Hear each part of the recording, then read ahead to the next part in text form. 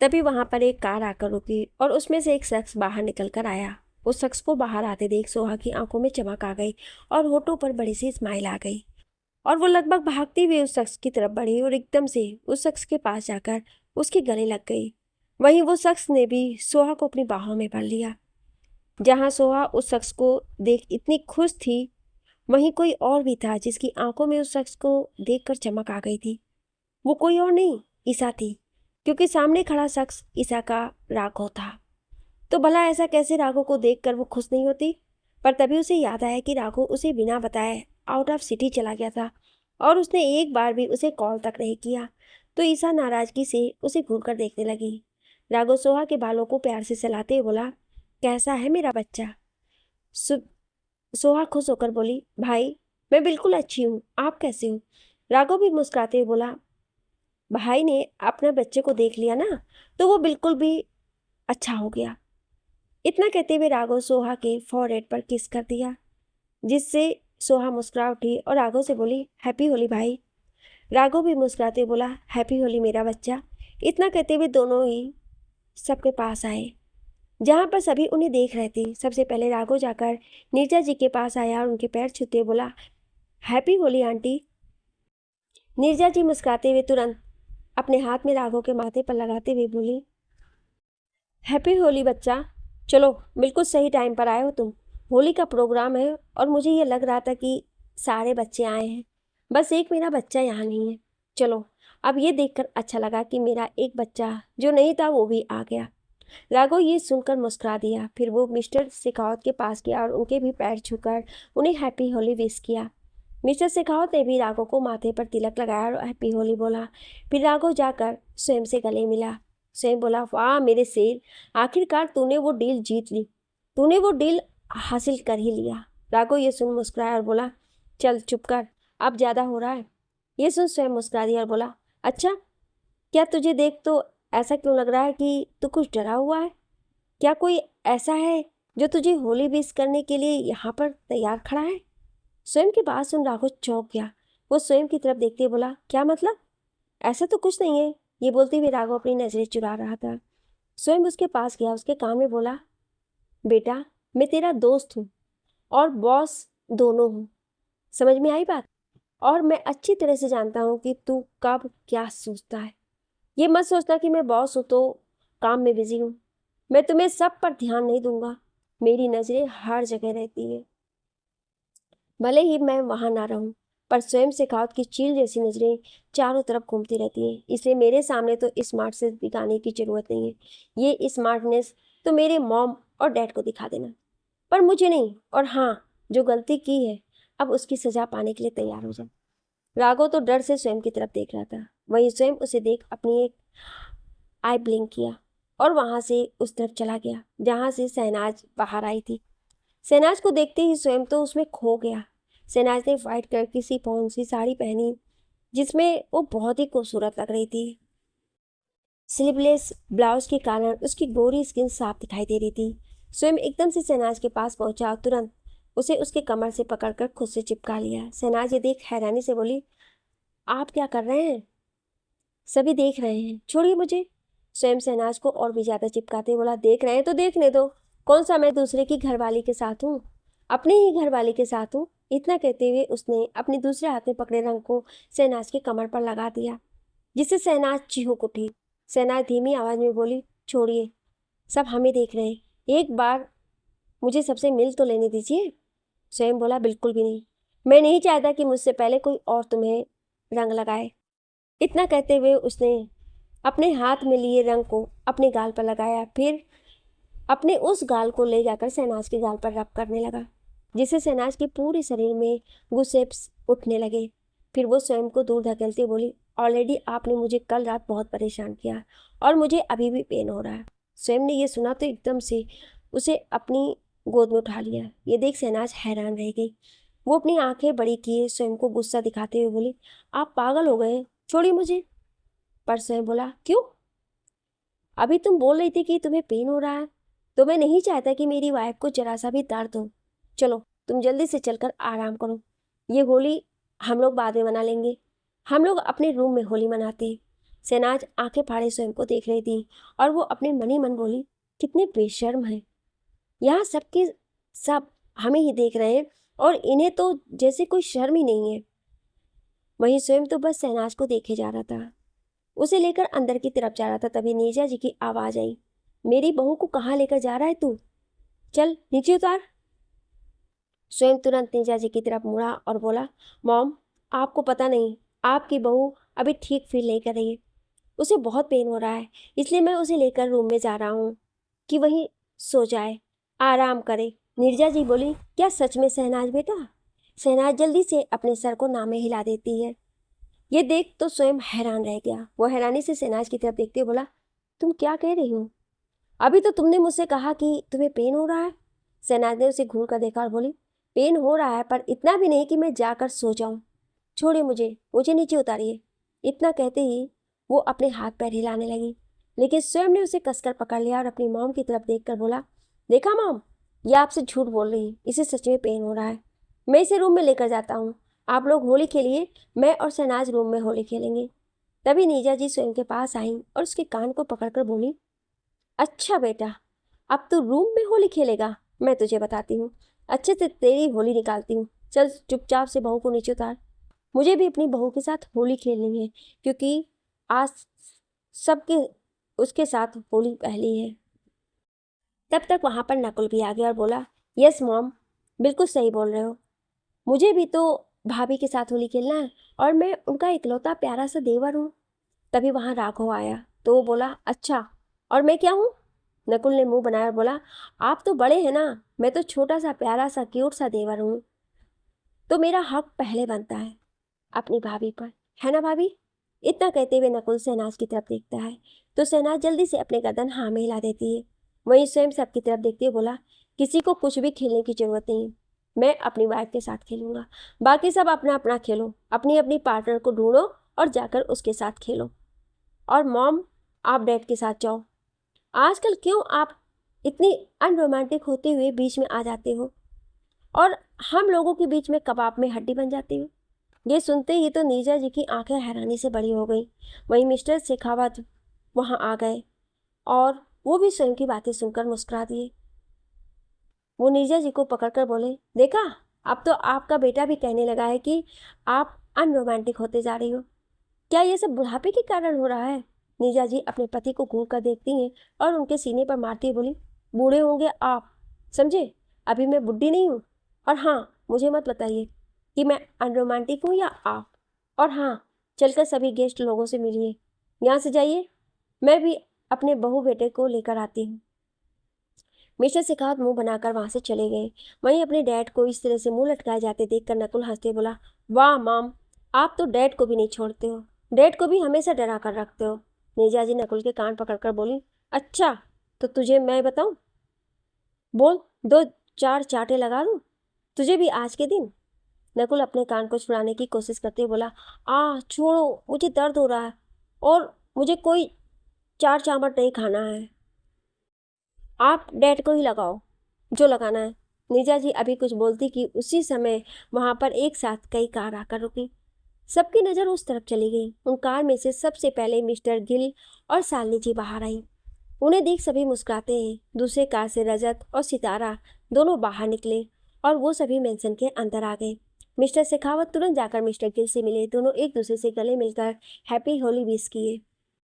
फिर शालिनी जी और नीरजा जी भी एक दूसरे से मिली। शहनाज जब अपने मॉम डैड को देखती है तो वो स्वयं की बाहों में और भी ज्यादा छटपटाने लगी। वो खुद को छुड़ाने के लिए बोली, छोड़िए मुझे, मुझे अपने मॉम डैड से मिलना है। पर स्वयं तो जैसे उसे छोड़ ही नहीं रहा था। शहनाज एकदम से स्वयं के हाथ को जोर से पिंच करती है, जिससे स्वयं की पकड़ उस पर ढीली हो जाती है। तो शहनाज तुरंत उसकी गोद में से उतरकर भागते हुए अपने मॉम डैड के पास जाती है। वहीं अमर जी और शालिनी जी अपनी बेटी को देख मुस्कुराते हैं और दोनों ही उसे गले से लगा लेते हैं। शहनाज भी अपने मॉम डैड के गले लगकर उन्हें हैप्पी होली विश करती है। अपने मॉम डैड से मिलकर वो बहुत खुश थी। शहनाज को खुद से इस तरह से दूर भागते देख स्वयं अपनी आंखें छोटी कर उसे घूरता है और अपने मन ही मन बोलता है, महबूबा, ये तुमने बिल्कुल भी ठीक नहीं किया। तुम इस तरह से मुझसे दूर भाग रही हो जैसे मानो कि मैं कोई जोंक हूँ जो तुमसे चिपकना चाहता हूँ। तुम्हें तो मैं आज रात बताता हूँ, आज पूरी रात मैंने तुम्हें परेशान नहीं किया ना, तो मेरा नाम भी स्वयं शेखावत नहीं। ये सब बोलते हुए स्वयं की आंखों में चमक आ गई और होठों पर गहरी स्माइल, क्योंकि वो ये सब कुछ इमेजिन करने लगा था। उसके साथ ही साथ उसे पिछली रात की हुई सब चीज़ याद आ रही थी, जिसे सोचकर वो काफ़ी ज़्यादा खुश हो रहा था। फिर वो भी चलते हुए अमर जी और शालिनी जी के पास गया और उनके पैर छूकर आशीर्वाद लेते हुए और हैप्पी होली विश किया। अमर जी और शालिनी जी ने स्वयं को आशीर्वाद दिया। फिर स्वयं जाकर सितारा और रजत से मिला। रजत अपनी बहन को देखकर बोला, क्या बात है, मेरी छुटकी तो बड़ी खुश लग रही है। लगता है स्वयं ने कुछ ज़्यादा ही प्यार दे दिया है मेरी बहन को। शहनाज अपने भाई की बात सुनकर बोली, भाई आप ना मुझे परेशान करते रहते हैं क्यों? सितारा भाभी आपकी प्यार नहीं देती क्या? रजत मुंह बनाया और बोला, कहाँ देगी, हम दोनों की तभी शादी भी नहीं हुई है और होली के कारण हमारी शादी की डेट भी आगे बढ़ गई है। जहाँ 2 दिन बाद होने वाला था 3 दिन बाद होगी। ये बोलते हुए रजत मासूम सा चेहरा बनाकर रह गया। वहीं सितारा तो हंस रही थी। शालिनी जी आई और बोली, इसका तो कभी मन ही नहीं भरता है, इसका बस चले तो अभी इसी वक्त सबके सामने ही सितारा को उठाकर रूम में लेकर जाए। शालिनी जी की बातें सुनकर नीरजा जी बोली, अरे तो क्या भूल रही हैं आप भी? आपको पता है मेरा बेटा भी कोई कम नहीं है, वो तो अभी अभी बहू को उठाकर लेकर जा रहा था। शुक्र है आप लोग आ गए, शहनाज बेटा बच गई, वरना शायद अब तक वो रूम में ही होती। ये सुनकर सभी लोग स्वयं को देख हंसने लगे। शहनाज तो शर्म से अपनी नज़रों को नीचे झुकाए खड़ी थी। सितारा को भी बहुत शर्म आ रही थी, पर स्वयं और रजत को तो कोई शर्म नहीं था। वो दोनों बेशर्मों की तरह सबके सामने देख रहे थे, जैसे मानो ये उनके लिए कोई बड़ी बात ना हो। तभी नकुल आया और बोला, मॉम डैड अंकल आंटी, चलिए जल्दी से हम सब होली खेलने चलते हैं। फिर सभी एक दूसरे को रंग लगाने लगे। बच्चे यहाँ से वहाँ दौड़ते हुए भागते हुए खेल रहे थे, बड़े भी कहाँ कम थे। मिस्टर शेखावत धीरे से आए और नीरजा जी को पीछे से पकड़कर उनके गालों पर खूब सारा रंग लगा दिया। नीरजा जी ये देखकर बोली, आप सुधर नहीं सकते हैं ना, आप हर वक्त मुझे परेशान करते रहते हैं। वहीं अमर जी और शालिनी जी उन दोनों को देख हंस रहे थे। तभी अमर जी को कुछ शरारत सूझी और वो भी अपने दोनों हाथों में रंग भरकर एकदम से शालिनी जी के पूरे चेहरे पर लगा दिया। शालिनी जी अमर जी की तरफ देखते हुए बोली, क्या कर रहे हैं, वो भी सबके सामने? अमर जी शालिनी जी को उनके कमर से पकड़कर अपनी तरफ खींचते बोले, तो क्या हुआ, मैं अपनी बीवी के साथ कर रहा हूँ, किसी दूसरी बीवी के साथ नहीं। और जब अपनी बीवी के साथ रोमांस करना हो तो उसमें कैसी शर्म? वैसे भी वो कहावत है ना, जिसने किया शर्म उसके फूटे करम। शालिनी जी तो आंखें फाड़े अमर जी की तरफ देख रही थी। तभी अमर जी शालिनी जी की तरफ देखकर अपनी आई ब्लिंक किए, जिसे शालिनी जी एक बार फिर चौंक गई। अचानक नीरजा जी को भी कुछ सूझा। वो शालिनी जी के पास आई और पीछे से उनके हाथों में कुछ पकड़ा देती है, जिसे देखकर शालिनी जी की आंखों में चमक आ गई और वो एकदम से अमर जी की तरफ मुड़ी और अपने हाथ में पकड़े पिचकारी से उन्हें नहलाने लगी। अमर जी बोले, अरे सालू रुको, क्या कर रही हो यार? लेकिन शालिनी जी और नीरजा जी दोनों ही नहीं रुके। दोनों ही अपने अपने हस्बैंड को पिचकारी से नहला रही थी। वो दोनों इधर से उधर भाग रहे थे। वहीं दूसरी तरफ स्वयं शहनाज को पकड़कर एक साइड लाया और एकदम से उसे गोद में उठा लिया। शहनाज ये देखकर चौंक गई और बोली, ये आप क्या कर रहे हैं, छोड़िए मुझे, फिर से आप मुझे रूम में लेकर के जाने की बात कर रहे हैं ना? देखिए मैं आपसे बोल रही हूँ, मैं बिल्कुल भी रूम में नहीं जाऊँगी और अब मैं बिल्कुल ठीक हूँ। मैंने पेन किलर ले लिया है और अब मुझे अच्छा महसूस हो रहा है, तो प्लीज़ आप मेरे लिए परेशान मत होइए। स्वयं ने शहनाज की बातों को बिल्कुल भी नहीं सुना और वो बिना कुछ जवाब दिए वो उसे लेकर आगे बढ़ गया। शहनाज हैरान थी कि स्वयं उसकी बात क्यों नहीं सुन रहा है, पर तभी स्वयं एक जगह रुक गया। शहनाज स्वयं को रुका देखकर मुस्कुराई और बोली, थैंक यू, आप रुक गए। पर तभी एकदम से स्वयं के होठों पर एक देवली स्माइल आ गई। शहनाज अभी कुछ समझ पाती उससे पहले ही स्वयं ने उसे पानी के बड़े टब में छोड़ दिया। वो टब पूरा कलरफुल पानी से भरा हुआ था। जैसे शहनाज उसमें गिरी, वो हैरानी से स्वयं की तरफ देखने लगी। वहीं स्वयं हंसते हुए बोला, क्या हुआ महबूबा, तुम्हें क्या लगा कि मैं तुम्हें रूम में लेकर जा रहा हूँ? रूम में मैं तुम्हें ले जाऊंगा, लेकिन उससे पहले हम मस्ती से होली खेलेंगे। पर शहनाज को तो स्विमिंग नहीं आती थी, इसलिए स्वयं के अचानक ऐसे गिराने से शहनाज हड़बड़ा गई और वो पानी में छटपटाने लगी। ये देख स्वयं एकदम से पानी में कूदा और उसने शहनाज को अपनी बाहों में भर लिया। शहनाज उसे देखकर गुस्से से देख रही थी और वो उसके सीने पर मारती बोली, आप जानते हैं ना कि मुझे स्विमिंग नहीं आती, फिर भी आपने मुझे। स्वयं ने उसे पकड़कर खुद से सटाकर खड़ा किया और बोला, वो इसलिए महबूबा क्योंकि मैं यहाँ हूँ ना, तो फिर तुम्हें डरने की कोई ज़रूरत नहीं है। इतना कहते हुए बिना वक्त गंवाए शहनाज के होठों पर अपने होठ रखकर उसे किस करने लगा। स्वयं के अचानक ऐसा करने से शहनाज हैरान रह गई। वो स्वयं के सीने पर हाथ मारते हुए उसे दूर कर रही थी, लेकिन स्वयं ने शहनाज को उसके कमर से पकड़ा और अपने दूसरे हाथ से शहनाज के बाल को पीछे से पकड़कर उसके चेहरे को बिल्कुल अपने करीब खींच लिया और बड़े ही पेशेंटली उसके होठों पर किस करने लगा। शहनाज का तो शर्म के कारण बुरा हाल था, क्योंकि अभी इस वक्त वहाँ पर बहुत से लोग मौजूद थे। सिर्फ फैमिली मेम्बर ही नहीं, वहाँ पर बहुत से गेस्ट भी आए हुए थे और सभी होली मनाने आए थे। शहनाज को यही लग रहा था कि सब उन्हें देख रहे होंगे, पर उसे नहीं पता था कि इस वक्त किसी का भी ध्यान उन पर नहीं है। सभी अपने में ही मस्त थे, पर शहनाज की तो हालत खराब थी। शर्म के कारण उसका पूरा चेहरा भी लाल हो गया था। एक लंबी किस के बाद स्वयं ने धीरे से शहनाज के होठों को छोड़ा। शहनाज अपने हाथों की मुट्ठी बनाकर नाजुक हाथों के साथ उसके सीने पर तेजी से मारती बोली, इतने बुरे हैं आप, मुझे नहीं पता था। सब देख रहे हैं हमें, क्या सोचेंगे हमारे बारे में। स्वयं ने शहनाज के चेहरे को पकड़ा और उसे दूसरी तरफ घुमाते बोला, देखो कोई देख रहा है हमें। शहनाज देखती है तो सच में इस वक्त किसी की भी नज़र उन पर नहीं थी। ये देख शहनाज चुप हो गई और अपनी नज़रों को नीचे झुकाकर खड़ी हो गई। तभी स्वयं शहनाज को अपनी कमर से और भी मजबूती से पकड़ा, फिर उसे अपने करीब लाते हुए बोला, महबूबा तुम्हें क्या लगता है कि मैं इस तरह से तुम्हें लोगों के सामने शर्मिंदा करूँगा? कभी भी नहीं। प्यार करता हूँ यार, वो भी दिल से। बीवी हो तुम मेरी, तुम्हारी इंसल्ट मेरी इंसल्ट होगी, तो तुम कभी सोचना भी मत कि तुम्हारा हस्बैंड तुम्हें इस तरह से लोगों के सामने बेइज्जत होने देगा। स्वयं ने ये सब बातें इतनी प्यार से बोला था कि शहनाज एकदम से उसके सीने से लग गई। स्वयं उसके बालों को सहलाते हुए बोला, महबूबा इस तरह से तुम मुझे गले लगाओगी तब मैं कैसे खुद को कंट्रोल करूँगा? तब तो मुझे एक किस नहीं, उससे कहीं ज़्यादा कुछ चाहिए। शहनाज उसे हल्का सा धक्का देने लगी। स्वयं हंसते ही बोला, गुस्सा मत हो महबूबा, मैं सच बोल रहा हूँ। शहनाज अपने चेहरे को उसके सीने से बाहर निकाल कर उसकी तरफ देखने लगी तो स्वयं नीचे झुका और फिर से उसके होठों पर किस करने लगा।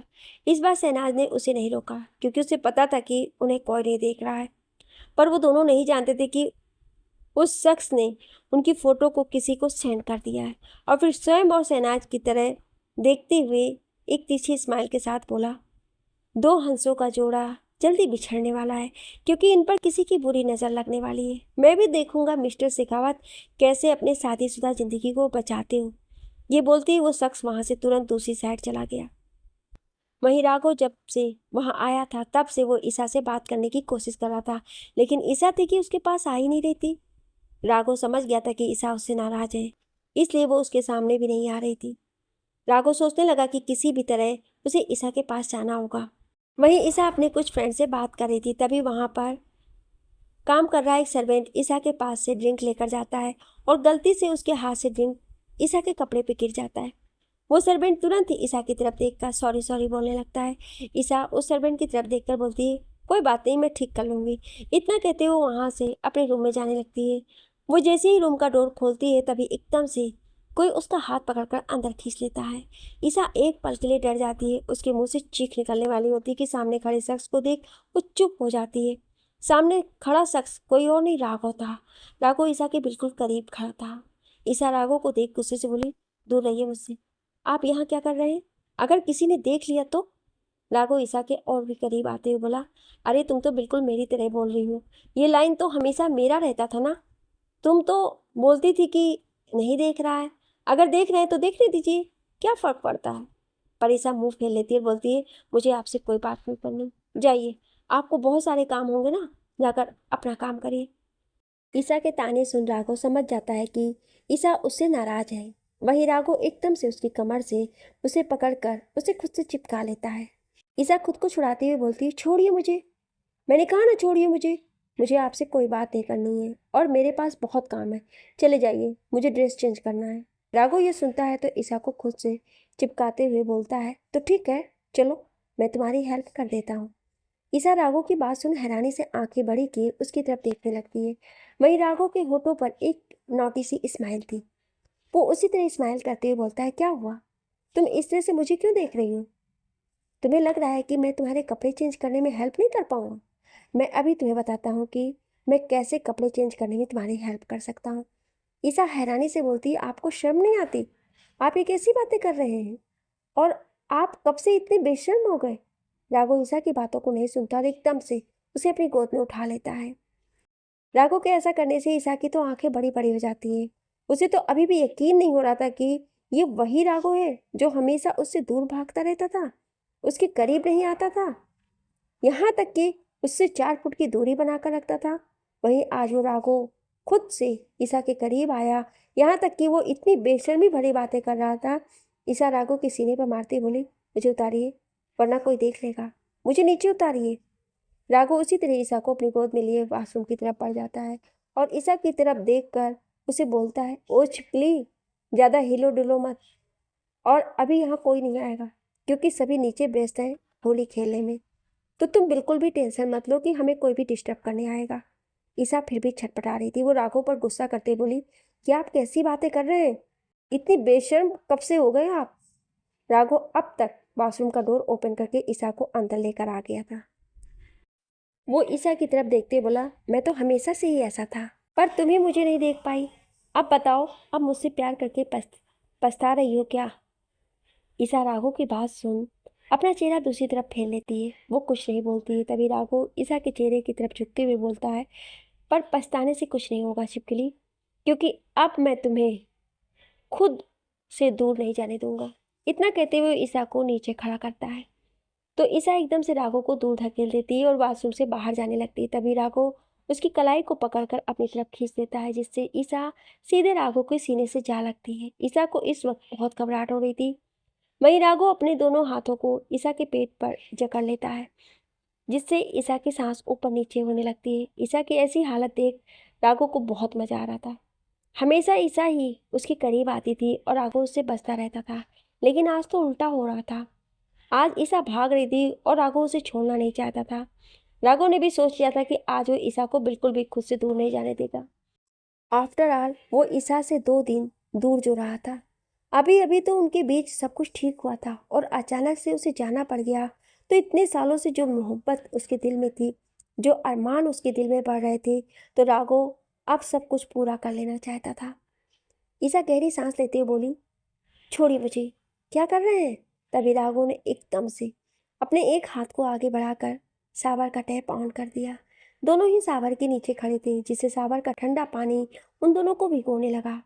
ईशा ठंडे पानी के कारण एकदम से राघव में सिमट गई और एक झटके में पीछे मुड़ी और राघव के सीने से लग गई। राघव भी ने कस कर ईशा को अपनी बाहों में जकड़ लिया और उसके कानों के पास अपने होंठ ले जाकर बड़े ही मैग्नेटिक वॉइस में बोला, क्या हुआ छिपकली, डर गई क्या? ईशा राघव की बात सुन उसे और भी कस के जकड़ लेती है। वो कुछ बोल नहीं रही थी, लेकिन राघव की मौजूदगी और आंखों की करीबियां उसे पागल बना रही थी। वो वही जानती है कि इस वक्त वो अंदर ही अंदर कितनी खुश थी। इस पल के लिए वो कितना तड़पी थी। हमेशा राघव उसे दूर करता रहता था और हमेशा उल्टा सीधा ही बोलता रहता था, लेकिन आज राघव खुद से उसके करीब आया था। इतने सालों बाद आखिरकार आज ईशा को उसकी मोहब्बत मिल गई। ये सब सोचते हुए ईशा की आंखें नम हो गई। राघव भले ही सावर के नीचे भीग रहा था, लेकिन फिर भी उसे ईशा के आंखों से निकल रहा आंसू उसे अपने सीने पर महसूस हो गया। उसने धीरे से ईशा के चेहरे को अपने हाथों में लिया और बोला, क्या हुआ? राघव के पूछने पे ईशा कुछ नहीं बोल पाई। वो बस अपनी गर्दन को ना में हिला दी। लेकिन राघव कहीं ना कहीं समझ पा रहा था कि ईशा क्यों रो रही है। उसने अपने चेहरे को नीचे झुकाया और ईशा की आंखों से बह रहे आंसुओं को अपने होठों में ले लिया। फिर वो एकदम से ईशा के होठों पर अपने होठ रख दिया। ईशा भी कसकर राघव की शर्ट को पकड़ लेती है और दोनों ही एक दूसरे के प्यार में खोते हुए किस करने लगे। वहीं सोहा तो डरी सहमी सी खड़ी थी। उसे कलर से बहुत डर लगता था। वहीं नकुल को तो होली बहुत पसंद था। लोगों को रंग लगाना तो उसका फेवरेट काम था। उसे अच्छे से पता था कि सोहा रंग से दूर भागती है, इसलिए वो अपने दोनों हाथों में खूब सारा रंग लेकर सोहा की तरफ बढ़ गया। वहीं सोहा डर के कारण छुप रही थी, पर अभी नकुल सोहा के पास पहुंच पाता उससे पहले एक लड़की उससे जाकर चिपक गई और बोली, नकुल बेबी। नकुल देखता तो सामने अंतरा खड़ी थी। अंतरा को अचानक वहां देख नकुल का मुंह बन गया। वहीं अंतरा एकदम से नकुल के पास जाकर चिपक गई, उसके गले लगते बोली, हैप्पी होली बेबी। नकुल भी मुस्कुराते बोला, हैप्पी होली। तभी अंतरा नकुल से दूर हुई और उसके दोनों हाथों में पड़े रंग को तरफ देखकर बोली, तो तुम मेरे लिए रंग लेकर आ रहे थे? How sweet of you baby. Nakul कुछ बोल नहीं पाया, वो बस अपने होठों पर नकली मुस्कुराहट लिए खड़ा था। तभी अंतरा उसके दोनों हाथों के रंग को अपने गालों पर लगा लेती है और मुस्कुराती हुई बोली, thank you so much baby, I love you baby. Nakul चाह कर भी उसे आई लव यू टू नहीं बोल पाया।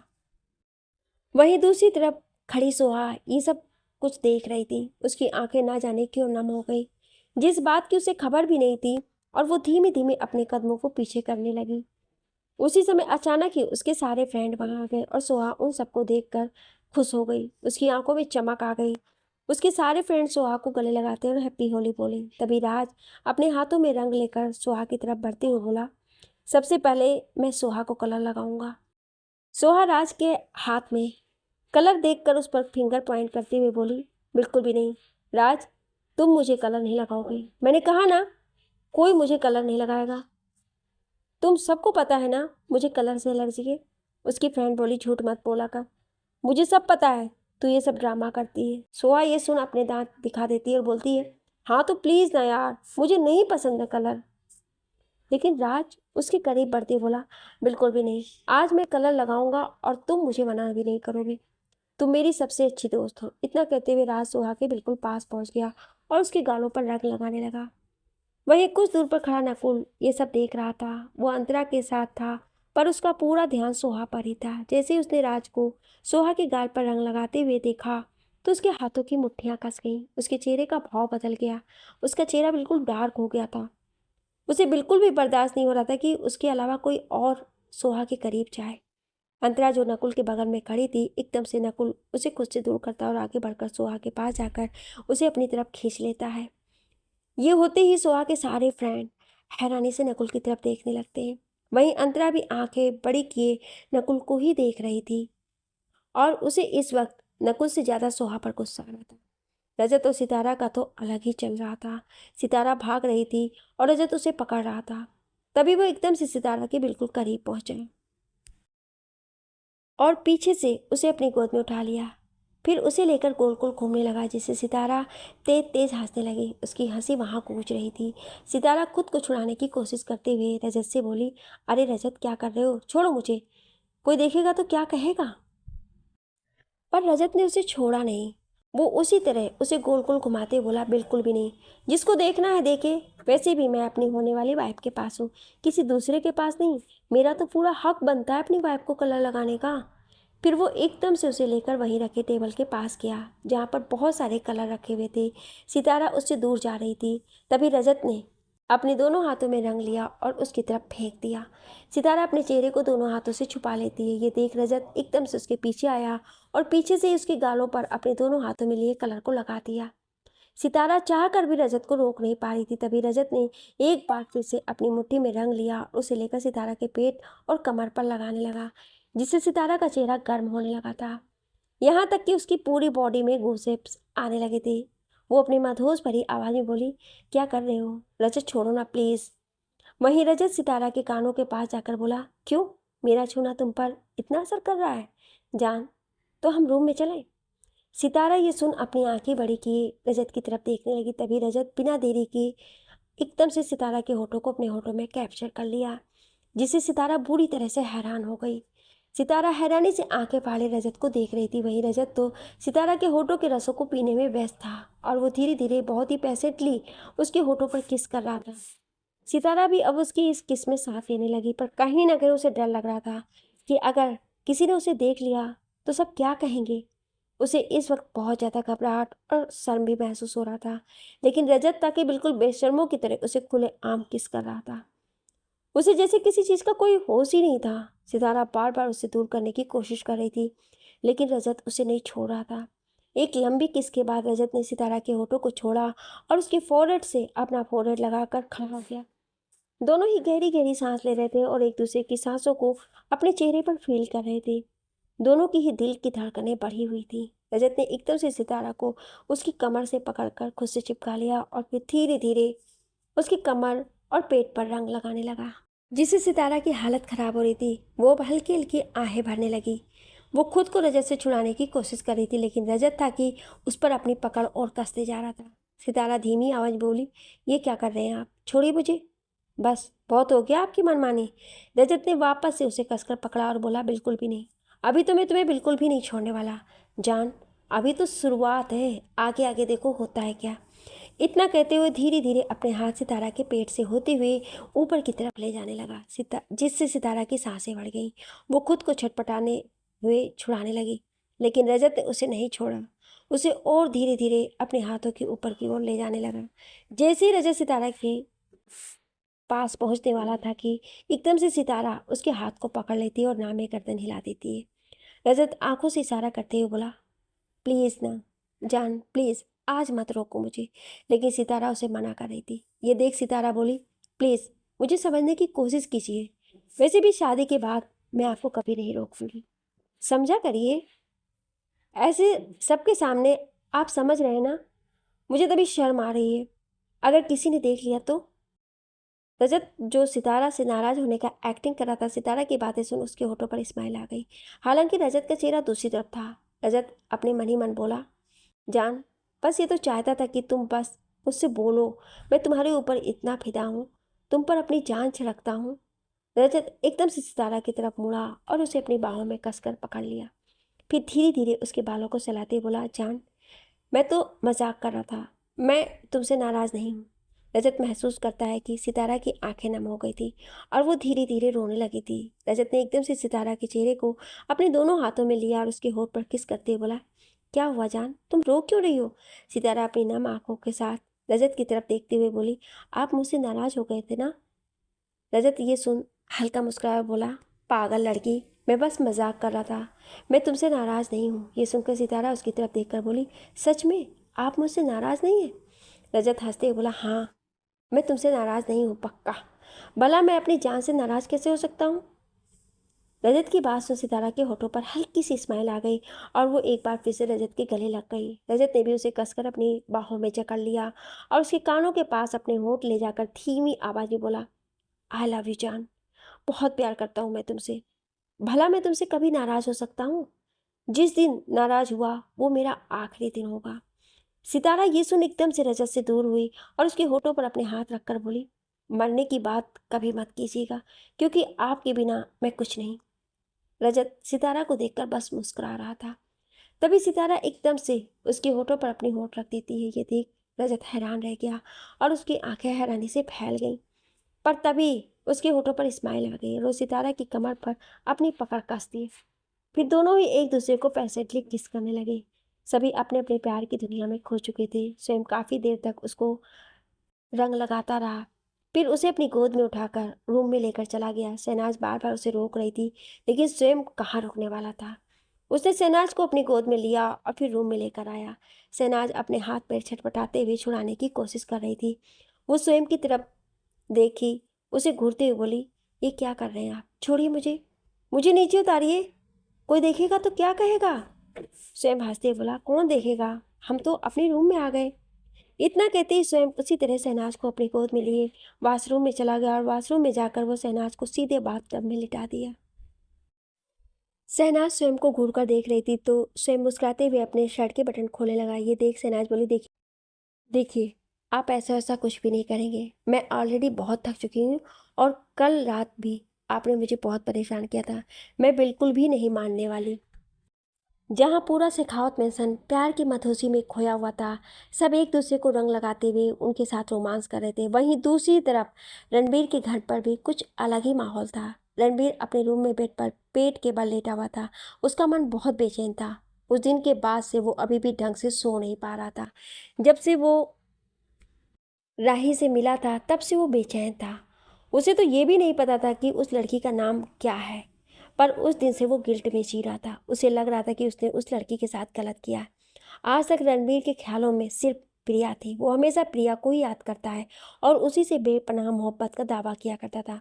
और सच भी ये था, उसने प्रिया से दिल से मोहब्बत की थी। भले ही प्रिया ने उसका सिर्फ यूज़ किया था, लेकिन रणबीर का प्यार सच्चा था।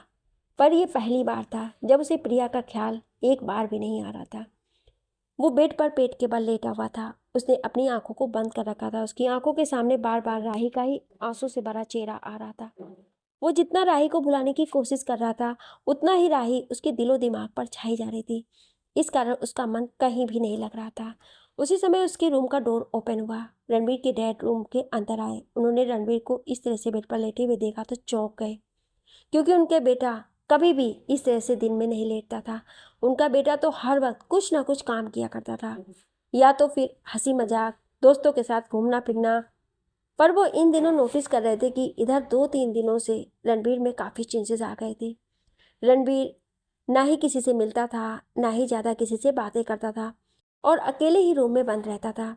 रणबीर के डैड उसके पास आए और उसके बालों में हाथ फेरते हुए बोले, क्या हुआ बेटा, तुम इस तरह से क्यों ऐसे लेटे हुए हो? कोई प्रॉब्लम है तो मुझे बताओ। रणबीर ने अपने डैड की बात सुना तो एकदम से उठ गया और बोला, डैड आप कब आए? रणबीर के डैड मुस्कुराते बोले, बेटा मैं तो कब से आया हूँ और मैं तुम्हें ही देख रहा था। क्या हुआ है तुम्हें बेटा, कुछ प्रॉब्लम है तो मुझे बताओ। रणबीर तुरंत बोला, नो डैड कोई प्रॉब्लम नहीं है। आपको कोई काम था मुझसे, बताइए। रणबीर के डैड हंसते हुए बोले, मुझे तो कोई काम नहीं है, पर हाँ मुझे प्रॉब्लम ज़रूर है। रणबीर ने जब ये सुना तो तुरंत पूछता है, क्या प्रॉब्लम है डैड, मुझे बताइए।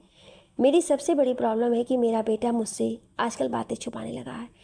रणबीर के डैड हंसते हुए बोले, ऐसा कुछ भी नहीं है डैड। रणबीर अपनी आंखें उनसे चुराते हुए बोला। रणबीर के डैड बोले, बेटा मैंने तुम्हें बचपन से पाला है और मैं तुम्हें अच्छी तरह से जानता हूँ कि तुम कब उदास होते हो, कब परेशान होते हो, कब बातें करना बंद करते हो। बताओ मुझे क्या प्रॉब्लम है, कोई परेशानी है? रणबीर अपने डैड की बात सुनकर फिर से मना करते हुए बोला, नो डैड मुझे कोई प्रॉब्लम नहीं है, आप फालतू में परेशान हो रहे हो। लेकिन रणबीर के डैड बोले, बेटा क्या दोस्तों से झगड़ा हुआ है? रणबीर तुरंत बोला, नो डैड। क्या किसी ने तुमसे कुछ कहा है? रणबीर के डैड बोले। रणबीर बोला, नो डैड ऐसा कुछ नहीं है। तभी कुछ सोचते हुए रणबीर के डैड बोले, क्या तुम्हारा स्वयं से झगड़ा हुआ है? ऐसा कुछ नहीं है, मेरे और स्वयं के सब कुछ ठीक हो चुका है। मैं समझ चुका हूँ कि स्वयं की कोई गलती नहीं थी, रणबीर ने कहा। ये सुन रणबीर के डैड मुस्कुराए बोले, मैंने तो तुम्हें पहले ही कहा था बेटा कि स्वयं कभी भी गलत नहीं हो सकता है। चलो कोई ना, तुम्हें सच्चाई तो पता चली, पर बात क्या है बेटा, कहीं कोई लड़की का चक्कर तो नहीं है? जैसे ही रणबीर के डैड ने ये बोला तो रणबीर के चेहरे के भाव बदल गए, वो हैरान हो गया। रणबीर के चेहरे के भाव देखकर उसके डैड मुस्कुराए बोले, क्या हुआ, तुम इस तरह क्यों हैरान हो गए हो, मुझे बताओ। अगर ऐसा कोई चक्कर है तो तुम मुझे बता सकते हो। अगर तुम्हें कोई लड़की पसंद है तो मुझे बताओ, मैं खुद उससे तुम्हारी बात करूंगा, तुम्हारी शादी के लिए बात करूंगा, तुम दोनों को एक करने की पूरी कोशिश करूंगा। ये सुनते ही रणबीर चौंक गया, फिर बोलता है, वो लड़की हमारे स्टैंडर्ड की नहीं है। अपने बेटे की बात सुनकर उनको बहुत तेज गुस्सा आया और बोले, क्या बकवास कर रहे हो बेटा, तुम्हारे स्टैंडर्ड के तुम्हारे दोस्त हैं क्या? कमाल कर रहे हो तुम। बस मुझे बताओ कौन है वो लड़की। रणबीर उदासी से बोला, मुझे नहीं पता। अब रणबीर के डैड कंफ्यूज होकर बोले, बात क्या है, तुम मुझे सारी बात बताओ। अपने डैड के पूछने पर रणबीर ने उन्हें सब कुछ बता दिया। उनकी सारी बातें सुनकर उसके डैड मुस्कुराते बोले, बेटा तू जिस हिसाब से बता रहा है उससे तो मुझे लग रहा है कि वो लड़की बहुत ही अच्छी और खुददार है, तभी तो तुम्हारे दिए पैसों को भी तुम्हें लौटा दिया उसने, और तुम्हें ब्लैकमेल भी नहीं किया। सच में मुझे वो लड़की बहुत पसंद है। रणबीर ये सुनकर बोला, पर डैड मैंने तो उसे साफ मना कर दिया क्योंकि उसका कोई स्टैंडर्ड नहीं है और हमारा तो स्टैंडर्ड है। ये सुनते उसके डैड को बहुत गुस्सा आया और वो बोले, बस बार बार तुम स्टैंडर्ड की बातें कर रहे हो। क्या स्टैंडर्ड होता है बेटा? लोग संस्कारों से ही स्टैंडर्ड बनाते हैं। स्टैंडर्ड वाली लड़की ढूंढोगे तो तुम्हारी ज़िंदगी में आएगी और तुम्हारा यूज़ करके तुरंत छोड़कर चली जाएगी। ये सुनते ही रणबीर को प्रिया की याद आ गई।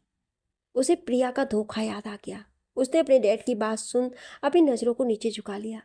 उसके डैड कंधे पर हाथ रखकर बोले, बेटा मैं तुम्हें दुखी नहीं करना चाहता, पर सच्चाई यही है। और तुम ये बताओ, क्या जब से तुम उस लड़की से मिले हो तुम्हें प्रिया की याद आई है? रणबीर तुरंत बोला, नहीं डैड, मैंने उसे एक बार भी याद नहीं किया। बस वही लड़की मेरे दिलो दिमाग में छाई हुई है। कौन है वो लड़की मुझे पता भी नहीं है, क्या नाम है उसका ये भी मुझे नहीं पता। पता नहीं तो पता करो बेटा, वो कौन है, क्या करती है, किस घर से है, उसकी फैमिली में कौन है, उन्होंने रणबीर से कहा। रणबीर मुस्कुराते हुए अपने डैड की तरफ देखता और बोला, पक्का डैड, आप उसे अपना लोगे? रणबीर के डैड अपने बेटे की तरफ देखते हैं। इस वक्त रणबीर बहुत ही मासूम और छोटे बच्चे की तरह लग रहा था। वो मुस्कुराते हुए बोले, पहले तुम पता तो करो, मेरे लिए मेरे बेटे की खुशी से बढ़कर और कुछ नहीं है।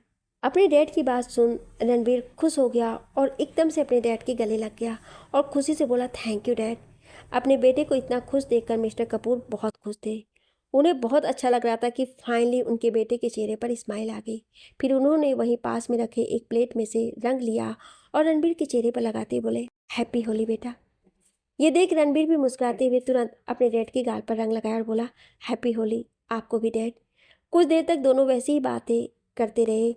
फिर मिस्टर कपूर वहाँ से चले गए।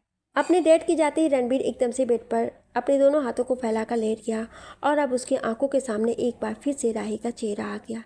राही का खूबसूरत मासूम चेहरा याद कर रणबीर के होठों पर स्माइल आ गई, जो कि धीरे धीरे और बड़ी होती जा रही थी। पर तभी कुछ सोचते हुए उदास हो गया और खुद से बोला, पर मैं तुम्हें ढूंढूंगा कैसे? आखिर कहाँ होगी तुम? लेकिन जहाँ भी होगी मैं तुम्हें ढूंढ लूंगा, क्योंकि तुम्हें तो मेरा ही होना होगा। और अब जल्दी से रेडी हो जाओ रणबीर की वाइफ बनने के लिए। ये बोल रणबीर मुस्कुरा रहा था।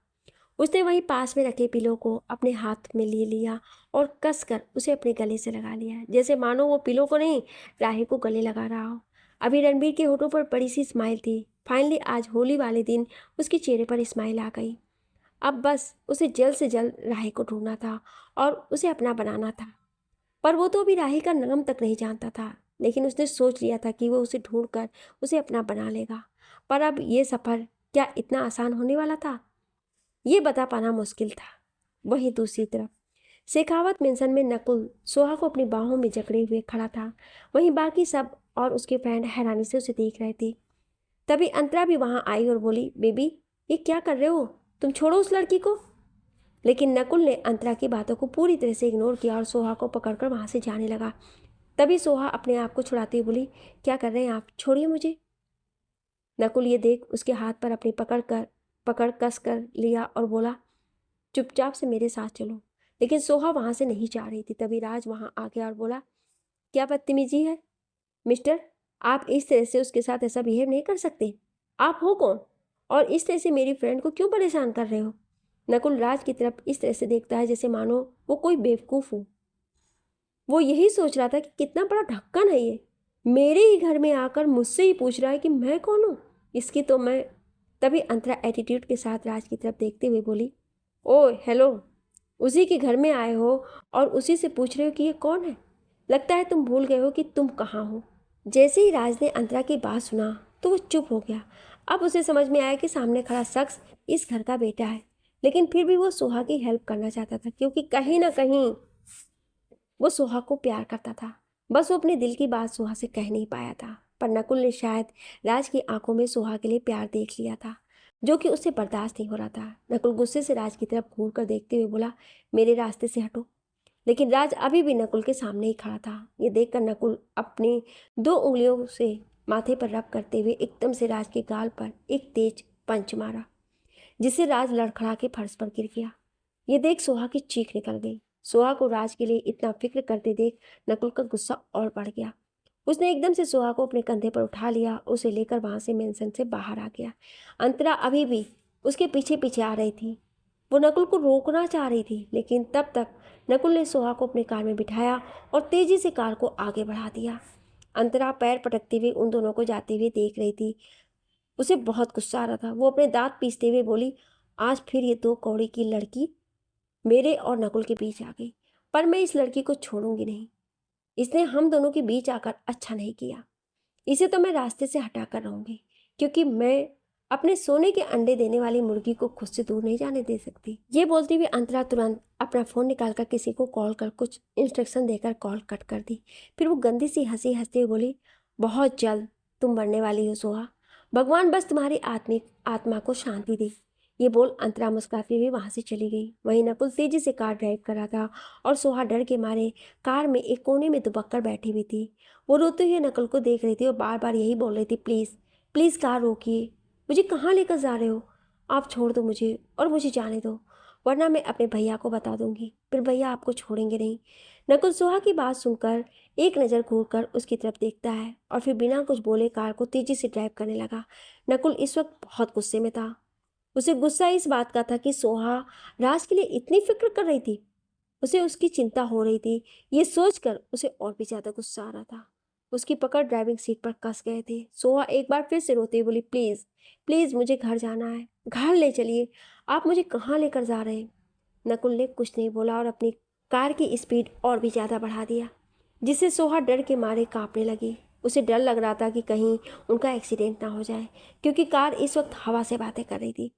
कुछ देर बाद कार एक झटके में रुकी तो सोहा धीरे से अपनी आंख खोल सामने देखती है तो एक बंगले के सामने कार रुकी हुई थी। नकुल तुरंत ड्राइविंग सीट से बाहर निकला और सोहा की तरफ जाकर डोर ओपन किया, फिर उसका हाथ पकड़कर खींचते हुए कार से बाहर निकाला। सोहा खुद को छुड़ा रही थी और रोते हुए बोल रही थी, छोड़िए मुझे, छोड़िए मुझे, कहाँ लेकर जा रहे हैं, छोड़िए। लेकिन नकुल उसकी एक नहीं सुनता, उसे खींचते हुए अपने साथ बंगले के अंदर ले गया। सोहा समझ नहीं पा रही थी कि आखिर नकुल उसे यहाँ क्यों लेकर आया है। ये बंगला उनका फार्म हाउस था, जहाँ वो कभी कभी आया करती थी, और आज नकुल सोहा को यहाँ लेकर आया था। आज तक उसने अंतरा को भी यहाँ नहीं लेकर आया था।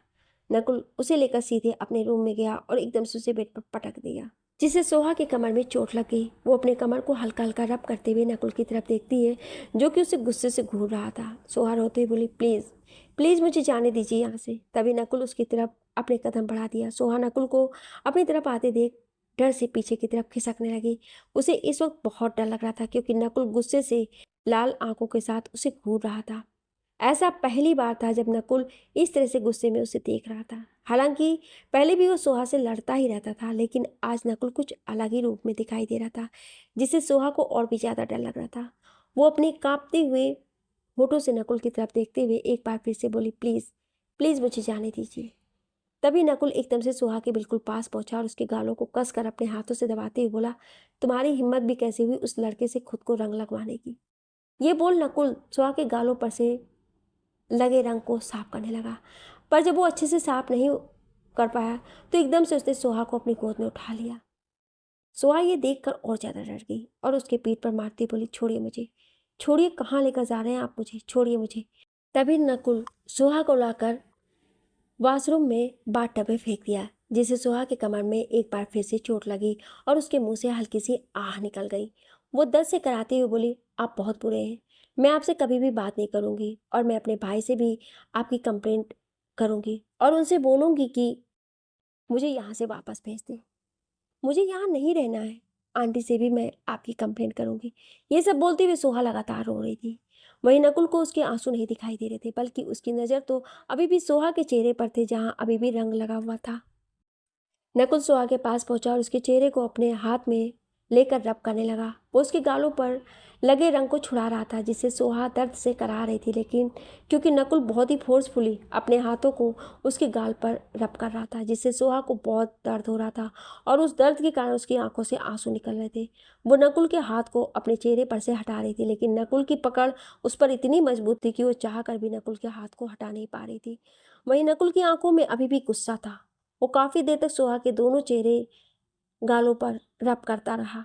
वो उसके हाथों को भी रब करने लगा, क्योंकि राज ने सोहा के हाथ को भी पकड़ा था।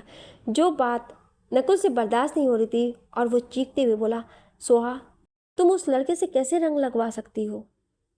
कौन है वो लड़का? क्या संबंध है तुम्हारा उसके साथ?